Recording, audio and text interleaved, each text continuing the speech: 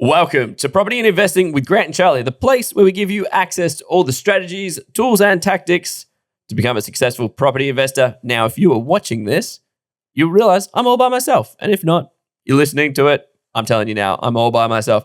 That is because I was overseas and Charlie actually did an episode with some very special guests of ours. So I thought I'd sneak in and do an intro. But before we kick it off, if you're sitting there and you're feeling a bit lonely, just like I am right now, don't worry, I got something for you. Head over to propertyandinvesting.com/newsletter, put in your name and email, subscribe to the newsletter, and hit reply. Ask me some questions. Let me know. Let's hang out together. I got nothing else. All right, let's cue the disclaimer. It's Charlie here from Property and Investing, and I need to let you know that Grant and I and the Property Investing team are in no way, shape or form qualified to give you financial advice. We strongly encourage you seek out and use professionals when comparing investment products or making investment decisions.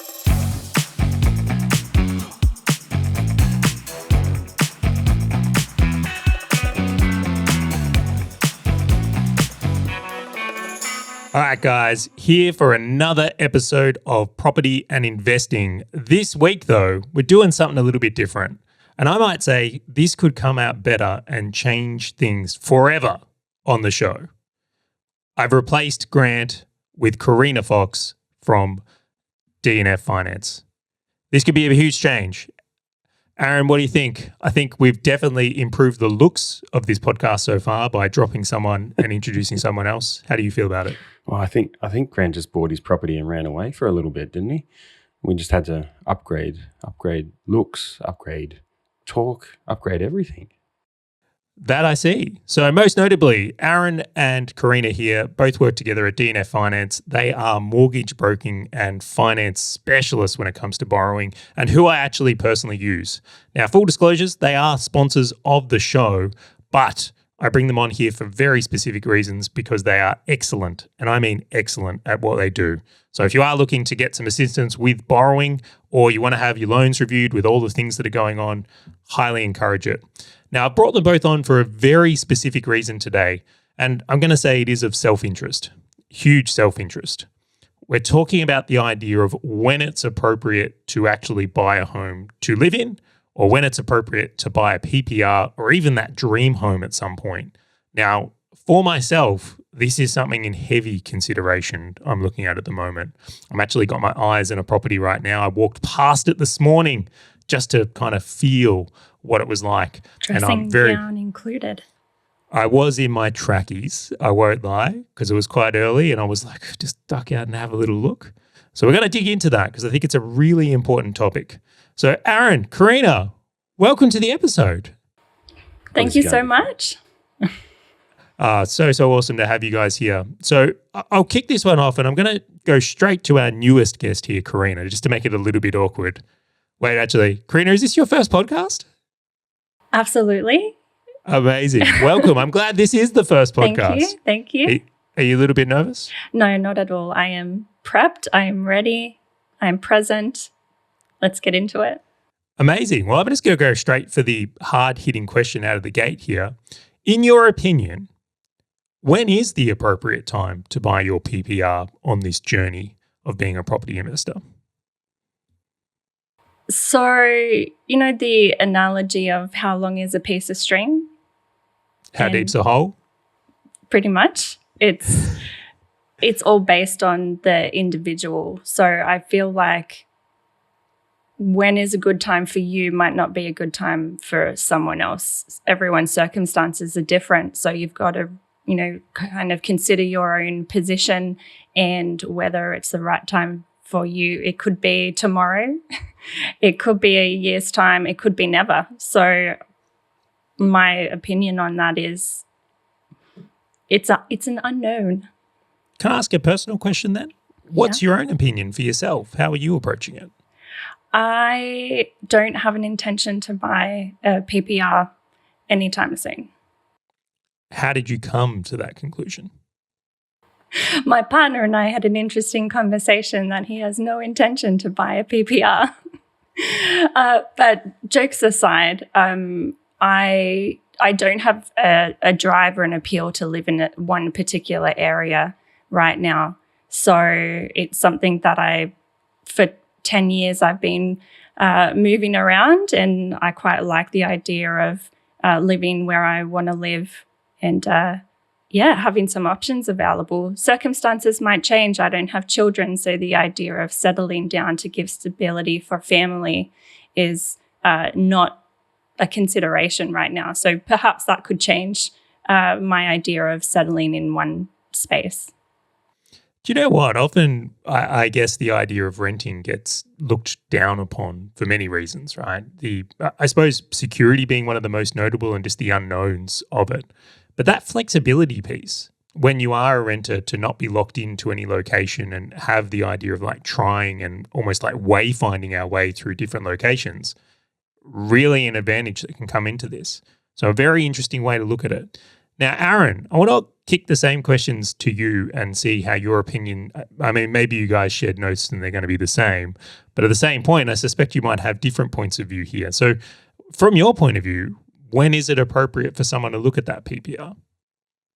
Well, I suppose we do obviously have personal circumstances to be able to draw upon to be able to buy your principal place or buy investments or I think everyone needs to continue building their wealth, whatever choice they make. But when is the right time? I have a different experience. I have my personal, my principal place of residence, and then I started investing from there.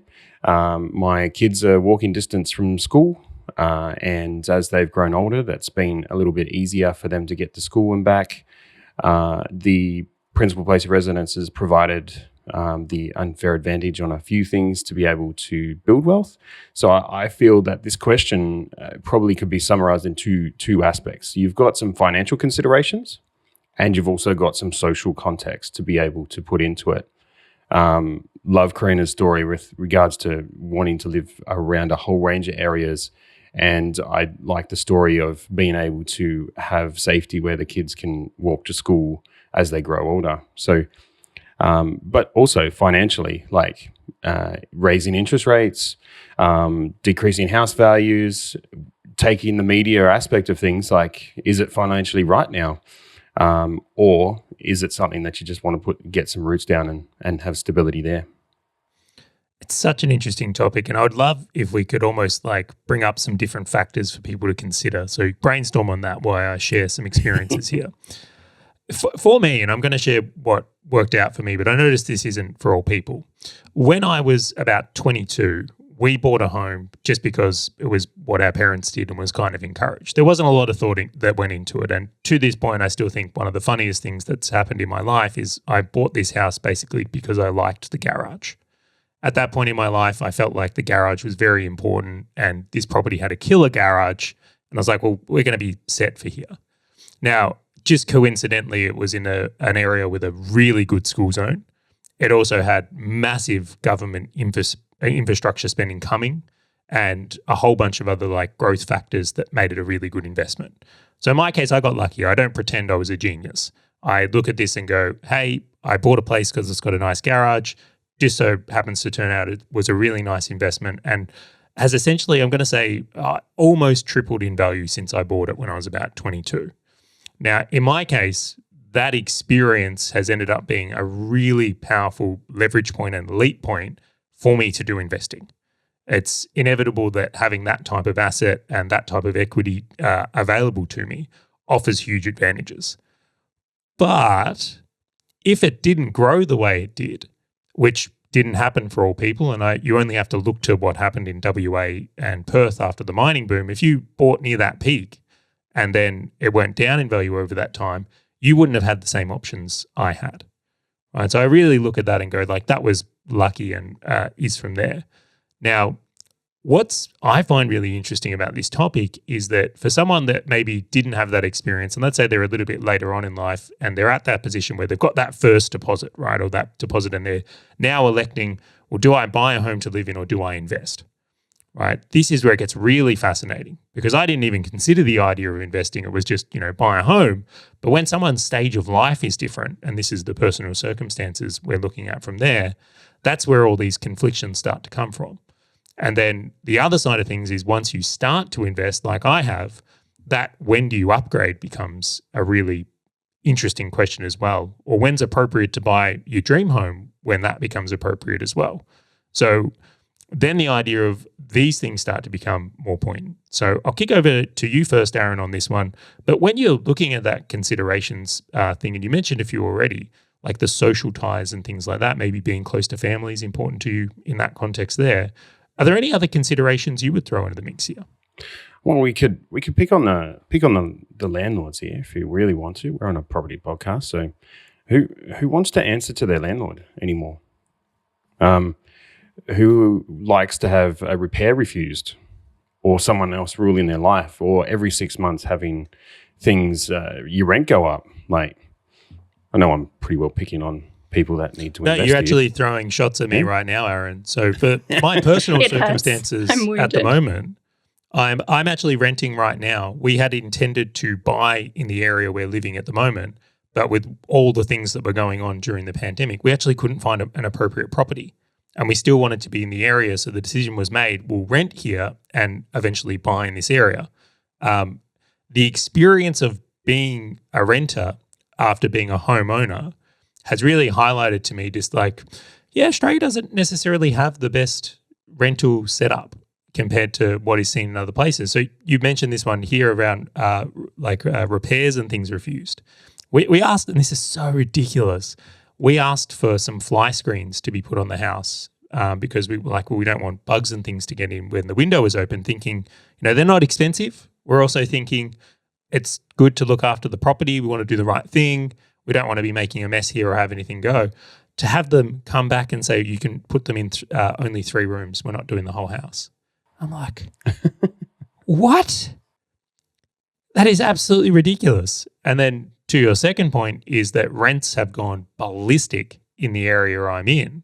And it's now becoming a very interesting conversation around with how much rents are going up. We can practically buy for the same cost or equivalent in our situation. So that is another really, really fascinating one that just highlights home. Now, there's a couple of things that come up with this one is back many years ago when we were first starting mortgage broking, we had all these rent versus buy calculators. And I think we're either at or we're at the level of interest rate and debt level and rental amount that those calculations have all come back. Just yesterday, I was talking to a client and they're going, I don't want to pay the 5.24. I don't want to pay the 5.5 or wherever your interest rate is. But I remember when we were providing those rates and they're going, how did you get your rate so low at 5.24? But I think those calculators have come back, the rent versus buy thing. So that's a really, really interesting one. But I want to, the pain point for me here, and I've talked about it with Karina, is what if you buy a house or you build a house and then you find that something happens to the house that needs a major repair that you don't have rental income to offset? So my personal experience, I've just had to spend $20,000 on stormwater. Now, you can drive past my house. You could take your early morning coffee, Charlie, and your tracky dacks and come past my house and go, how cool does Aaron's stormwater look? Because everyone can see it, right? I don't think it adds any value to the property either, right? No, like it just, obviously it would maintain its value because the water's getting off the property. So anything that you do to your own property, you throw money at it, it just sits in the capital bank, so to speak, and then you obviously have no capital gains tax on your own house, but you can't access that capital unless you want to build your wealth with equity to buy investments, or you want to upgrade your home, or you want to be able to utilize the tax haven of no capital gains tax and downgrade your home later on in life. Huge considerations here, right? That PPR doesn't have the deductibility, really doesn't have the deductibility and things like that. And I feel for your stormwater situation. If you got to spend money on a property, right, you want it to be value add. But these are the things that come with owning properties in general when we play this sport. That tax advantage, though, and just to recap on it, is you don't, to my knowledge at this point with PPR, there is no land tax, is a huge one. And then the second part of that is you get, there's no capital gains tax either, is my understanding. That's right. You get so where in property investing, you can get a discount on capital gains tax if you hold for longer than a year, which is a 50% discount. but the land tax side of things obviously very, very effective there, which is, again, this financial consideration.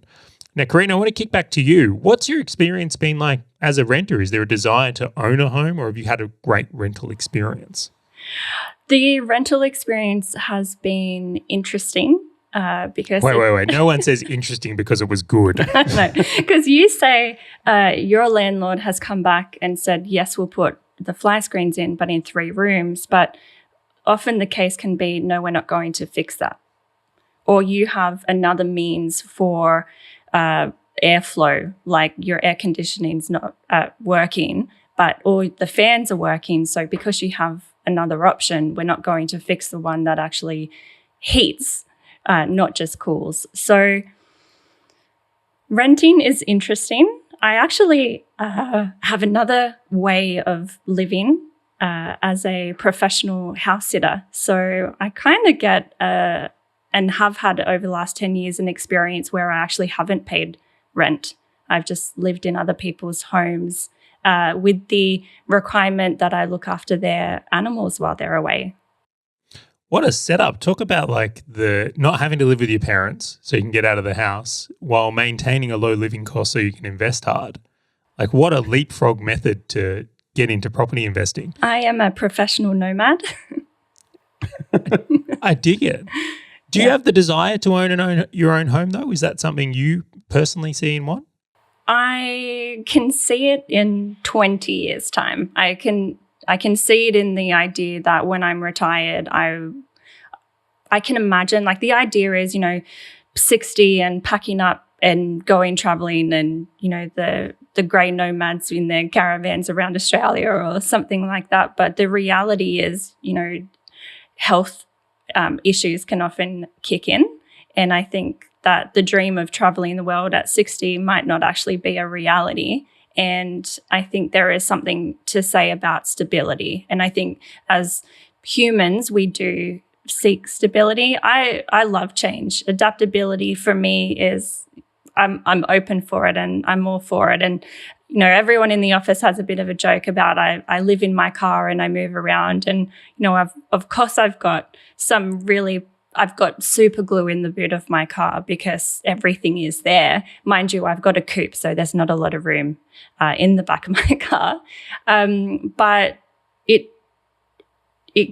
has given me freedom to choose where I want to live. And I don't take every sit that comes along. I've really restricted it the last few years as I've focused on business. And I think when you have a job that allows you to work wherever you are based, it opens up opportunities for you. If you have to commute every day to the office or to the factory or whatever it is, you are restricted on the area that you live unless you want to be commuting over an hour every day, which is not uncommon in Sydney. Oh, Sydney, 3 kilometres an hour, 10 kilometres an hour, Central Coast, an hour. This is another factor, right? Really big factor. I'll go into some more, and this is more sharing part of my own experience. Something that's really changed for me, the rent vesting idea to me worked. I really looked at the maths. I valued some of the flexibility, and kids has changed that for me. And one of the factors I look to is that school zones start to be something we consider. So for those of us with kids, we start thinking about making sure we can provide a good education and what schools our kids go to. Now, in my case here, there is a school we really like and want Jack to go to, but it is in a very tightly held owner-occupier area. There is not great rental accommodation available for that area if you want to be in that school zone. So in some cases, the rentvestor thing sounds ideal until there aren't properties in that area for rent. You might actually have to consider a PPR move if you want to provide those things. Now, that's not an investment decision, a school zone. Actually, it might be from the point of view, it might be a good area to buy because there's demand for the area. But as for it adding to your portfolio like an investment property would, it's not the factor you're looking at against other things like might be yield or cash flow or growth or things like that in that way as well. So hugely changed things for me in that type of thinking. I'll kick this one over to Karina this time. I'll go to you first here.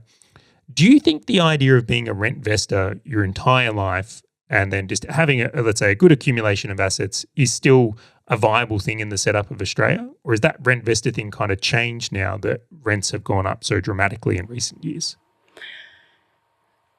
Often rents are going up and they're not coming down when we've seen, when I started broking, interest rates were coming off the 7% and going down and down and down and down and down. And on the rent side, rentals have either stayed or have seen an increase, but they've not come down. So I do believe that there is value in renting, in the sense that the ongoing costs and maintenance are lower. So you could be paying apples for apples the same as your mortgage payment for your home as you are, like for your PPR as you are for a rental. Yet, yes, you are restricted with the upgrades and changes and renovations you are making to your rental property, but when you look from an owner-occupier's perspective, as Aaron said, the stormwater, the costs or the additional landscaping, yes, they could be maintaining value. They might not be adding to the value. I believe that it is something that, yeah. Oh, come on, have an opinion. You're only on a podcast that's getting broadcasted out to the world.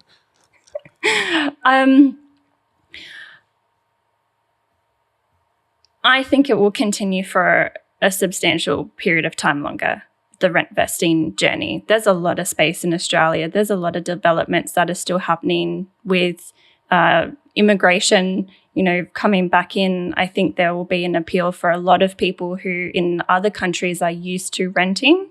So it will be who are wanting to live in higher density areas potentially that might be pushing for the rental market still being there. So I think rent vesting, where you can still be a renter yourself, but you've got the opportunity to invest to provide other people a home, is a pretty good option. That's such a good point. Let's say you wanted to live in Sydney CBD, where there is undoubtedly a lot of high density apartments that are available. Not a great asset to own. One could make the argument for, but if it's where you want to live, that PPR play just doesn't necessarily make sense. You would, in looking at prior things, not guaranteeing future results, but like that type of scenario would enable the rentvestor in a different way. Now, I did some interesting maths on this, and when I say maths, I went to a website and found someone who had done the maths, and I'm going to regurgitate what they said.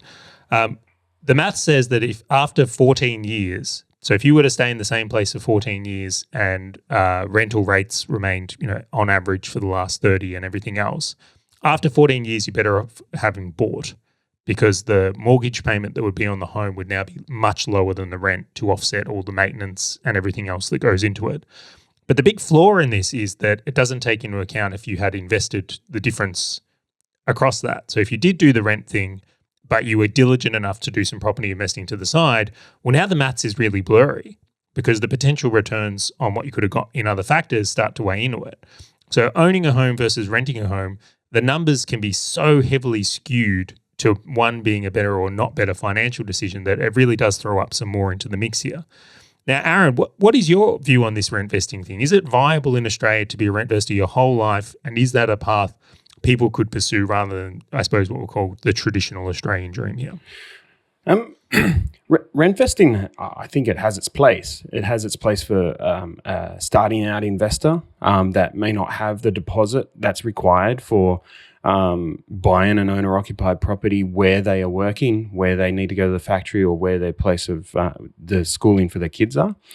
So renting can help on that side of the equation to be able to minimize the deposit required and maximize the borrowing capacity. So instead of going for the $2 million house where you need to go, you could probably rent there and you can go after the $400,000, $500,000 investment property. So that combo strategy comes into it, and that also has a benefit on the borrowing side as well, because the borrowing power for a rentvestor can be a little bit different to when you have a mortgage. So if your mortgage is $2,000 a month, the banks will put buffers on that. So it may turn into like $3,000 a month. $3,200 a month of sensitized and the buffers that the banks put in there. Whereas the rent, if you pay $2,000, it's just $2,000 of expense on the calculator. So that can have a bit of a difference on your borrowing capacities, the ability to jump into the market now with a lower deposit. So that's a really interesting Could you just give me a summary on that? Are you saying that your borrowing power might be better as a rentvestor because the rent is taken as absolute, where they put a buffer on the mortgage because of the variability in interest rates? Is that correct? Correct. Interesting. So if you wanted to go for like max volume, technically you might be better off rentvesting. Yep. All right, but the obvious counter to that is that if you buy a PPR and it does grow, is that that's potentially an equity play and tax might work better for you. So there's a trade-off. That's right. And that's the unfair advantage. So I know on podcasts and on the other podcasts that we delightfully sponsor on business and investing, the unfair advantage that you talked about, that was in self-employed land or business owner land. The unfair advantage that a homeowner has here is that equity play. Like if you can't save up the deposit for an investment property, or you've got some cash and your risk tolerances are right, we can look to revalue your principal place of residence and grab some equity out to accelerate your property journey, depending on your own personal risk factors and buffers that you require. So that's a really interesting unfair advantage there that owner occupied or principal place of residence owners have, as long as the property goes up. I see. I want to do something a little bit more interesting in the mix. And I'll just say, guys, can you please pull those mics in? We are getting a little bit of crossover, so let's get them in nice and close just to work in from there. But something I've been really thinking about, and I've seen this in other people's experiences that are around me, I think for most Australians, they do want to own their home at some point, right? It's like it is part of what it is. So the question becomes, well, what's too much home? All right, what's too much house? Like, where's the point where I've got too much house, so I've limited myself with investing, and then essentially, if you compound out this long enough, I'm not going to end up in a position I want to be. And then on the other side, what's too little home, where it's like maybe I don't have an asset I necessarily like or enjoy living in, and I might have all these investments, but my, accommodation's pretty crappy. Now, I've been working through this, and this is opinion, but I'd love your thoughts on it.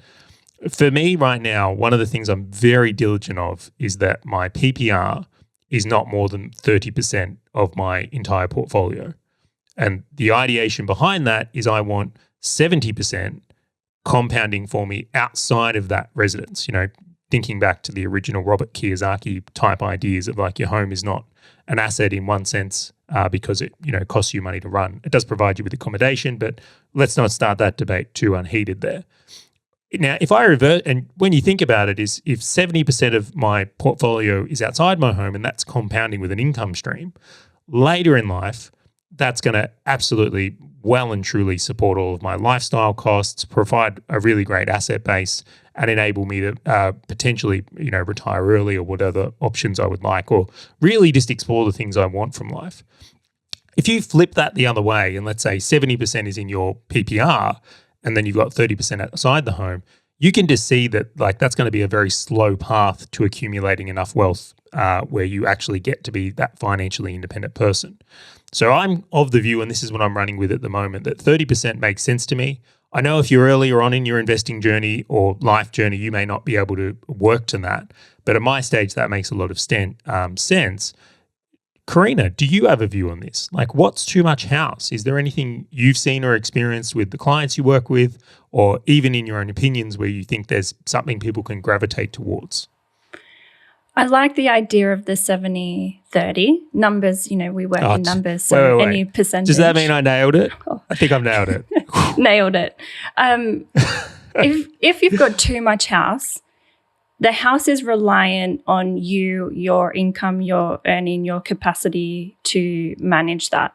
And it's in a way restricting your option. You're not investing anything. Yes, property value increases, access equity, leverage off that to get into another investment, grow portfolio that way. We all know that story. But if you have too much house and you're limited, if we go to the number side and the servicing side, that debt is non-tax deductible debt for you. It's not giving you a return of income. So if you're looking at the long run, your example was 70% would be compounding and well and truly cover your lifestyle.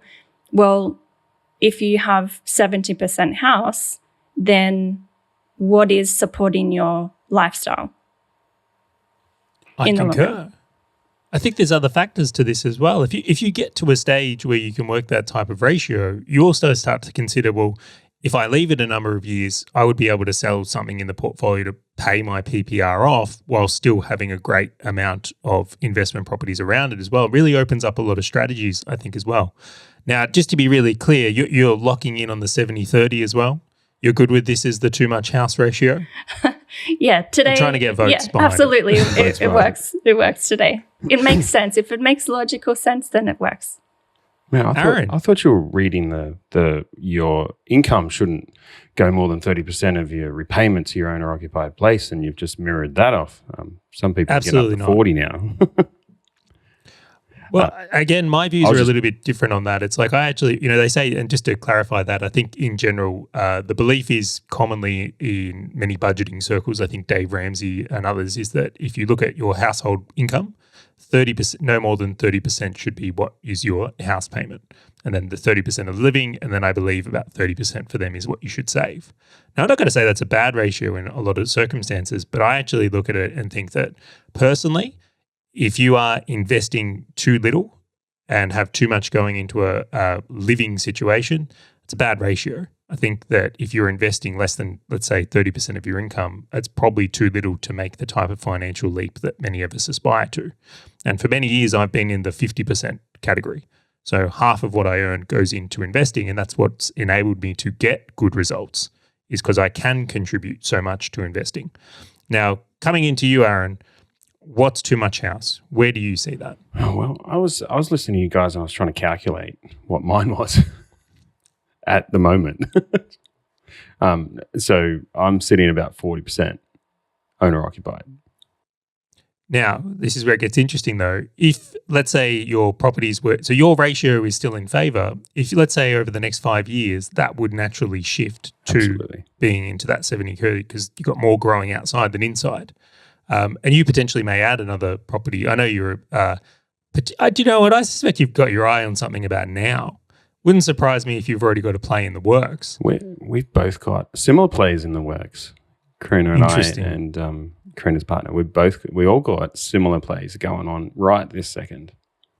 So does the 70-30 ratio work for you as well? Do you see that as an appropriate thing to aspire to? I'm on board with calculating a percentage that you're happy with for your own house. And I think you have to work towards getting off 100% of your own house. You have to be able to not be 100% house in your portfolio. You should add in to get it down to 70, then to get it down to 60, then get it down to 50, then get it down to where I am at 40, to be able to balance that out. So you have the decisions you want to make as wealth generates, as passive income generates. So I believe you need to have a balance of house. You can have as big as house as you want. Let's not get this wrong. You can have 12 bedrooms and 50 bathrooms, wherever you want to go. But looking at the values and looking at percentages, I believe get off that 100, get off that 50, and I do like a 70-30 split if you can get there. Where this actually came from is at the time, and this was a few years ago, is the idea being that if you had a home for about $2 million and you had $5 million worth of investment properties, that would be enough passive income to support that mortgage plus living costs at a reasonable level. And I just think I just ratioed that out, and I think it should be a goal or an aspiration for many people or a different way of thinking about it.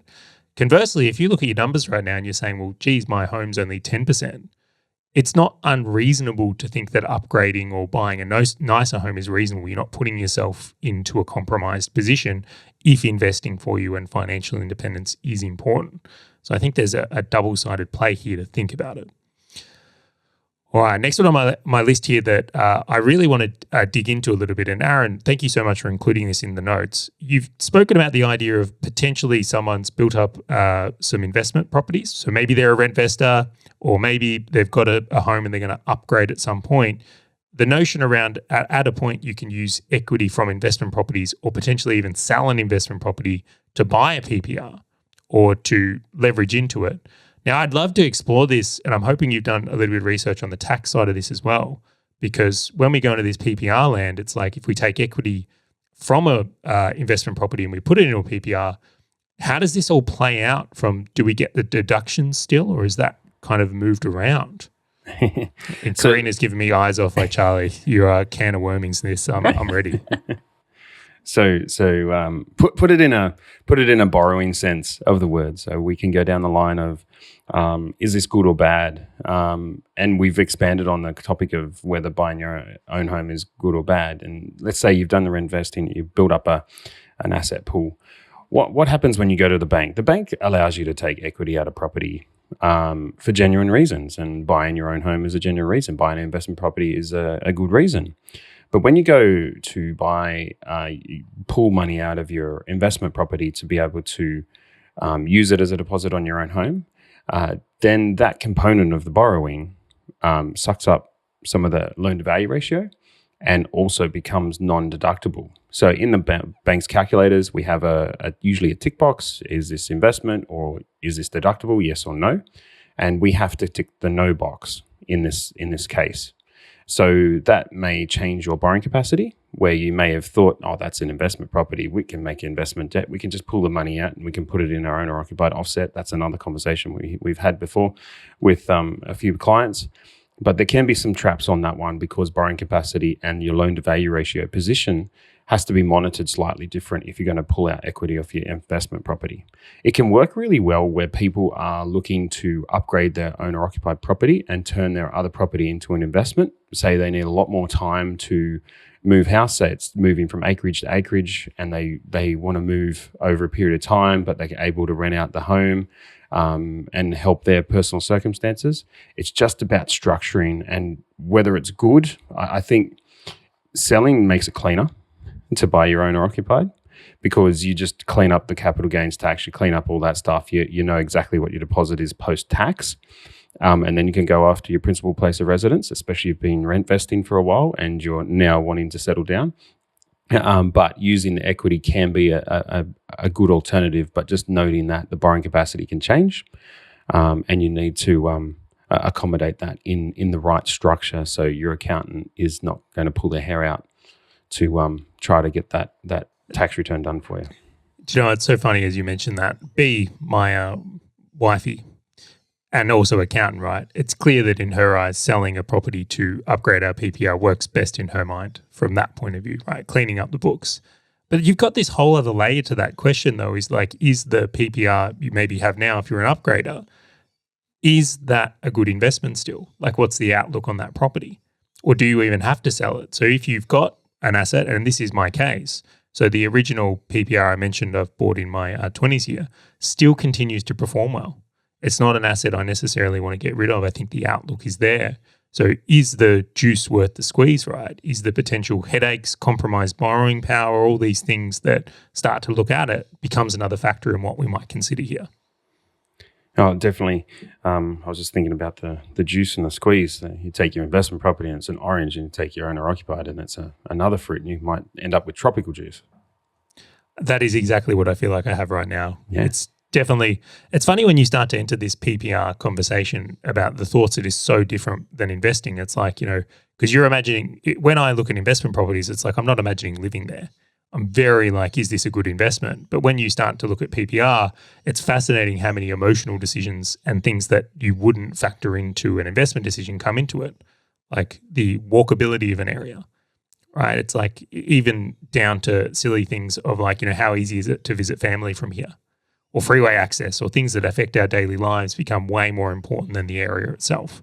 So really fascinating on that one. Equally with the move and upgrade type of option, and whether you can retain your current PPR and, turn it into an investment for you, or whether you're selling to enable you to do the upgrade, is taking that mindset from the emotional connection that you have to the property now to an investment hat. Which I think can equally be. It was really easy for me in this case. I was ready to burn that joint down. I'm fine with that. Yeah. It's just by circumstances, they've just announced another couple of $1 billion of infrastructure spending on a hospital upgrade in that area. And the freaking school zone's improved. The school's performing even better. It's higher on the damn list down there. So it's become even more desirable as an asset. So shifted a big thing there. The point there is just making sure you do those calculations. You know how you mentioned before that you go out 14 years and it's probably better to own your home than to be a renter.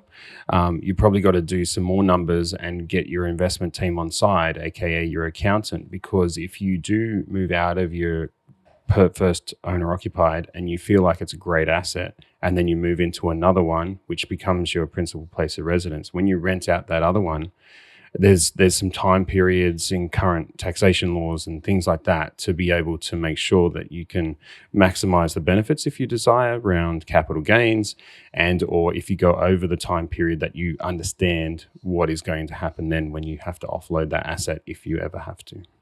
Let's unpack that. I'll use my own example here. So the home I lived in up until a couple of years ago now was a PPR before I rented this place here. Now, in Australia, if you actually move out of a PPR into rent, you get 6 years where you still get to take advantage of the PPR tax advantages. So as long as I don't buy another home to live in, that is still technically a PPR property for me, and I can sell it at that point. However, if I go and buy this house on the weekend, which could be exciting, I have a limited window where I could take advantage of that. Now, that would potentially close, and then the tax situation on that asset changes as well, to Aaron's point here. Now, what's important to define here, though, is it doesn't backdatedly work. Like, I get to lock in the tax-free period up until we buy and move into the new one. There's a pro-ratering that exists within it. But future capital gains from the point of a new PPR, that taxation situation starts to look very, very different. So you've got to be well on top of that stuff, because there is a bunch of things you could do that could potentially maybe not make it a great investment. So it was one of the first things that came to my mind as well, Aaron. Very important consideration. And you got to forecast that stuff. You got to plan that stuff. I've been in a lot of client meetings that they've just bought a home because everyone else is doing it, and then they want to invest, and they've got the deposit and they've got the borrowing capacity, but they just don't know where to start. And this could be a person that's the first-time investor, someone that's got 4 properties under their belt, and it could have been luck, it could have been planning, they could have been just looking at the individual property. But the bigger goal of what are you looking for out of your investments is what you're wanting. Is property still good for you? Understanding when you have your property portfolio, what can you forecast to repair? What can you forecast with tax? How can you make decisions now to change that? Do you want to do what's it called? Asset recycling. The ones that you can forecast that are going to have major repairs, then you can buy ones that are a bit more newer or don't need the repairs. Is it that you need higher yields? All that stuff comes after you know what your goal is and what your plan is. And making sure you can forecast that stuff, tax, repairs, maintenance, those things. That can even be your owner-occupied. If you forecast lots of repairs on your owner-occupied and you can exit now and buy something else that doesn't take your time, effort, and energy, and you can build your business, you can build your career, and you can build your investment portfolio without being distracted on the weekends or on your spare time trying to coordinate tradies and all that sort of stuff too, can really benefit what you're trying to do with, is this the right time to buy your own home? I love you brought it back to the goals there. It's such an important overviewing thing, right? Because we both have might be personal lifestyle goals and then wealth goals as well. And I suspect the audience here are very dialed in to knowing that. All right, well, we have covered a lot in this episode. I'm actually going to wrap up on this note. I think there's many considerations, and I hope for anyone listening out there that's potentially trying to consider when is the right time or what's appropriate in their own situation, there are some factors you'll be able to take from this episode. Now, of course, this is not direct personal financial advice. None of us on this podcast know your personal situation from here. So if you are a bit stuck on that, please do make sure you reach out to professionals like Aaron and Karina so they can get an understanding of your situation, or your accountant or your financial planner, and make sure all of that can work for you. So big thank you for Aaron and Karina for coming on this episode. Before we finish up, Karina, your first episode, first podcast, how was it? It was not so bad. See? Not and so you bad ready at to all. replace Grant? We're ready to get rid of him? Well, let me come on a few more times, and I think then we can give him the official boot. I'm for it. I'm going to wrap this one up here. Thank you, Aaron, Karina, again.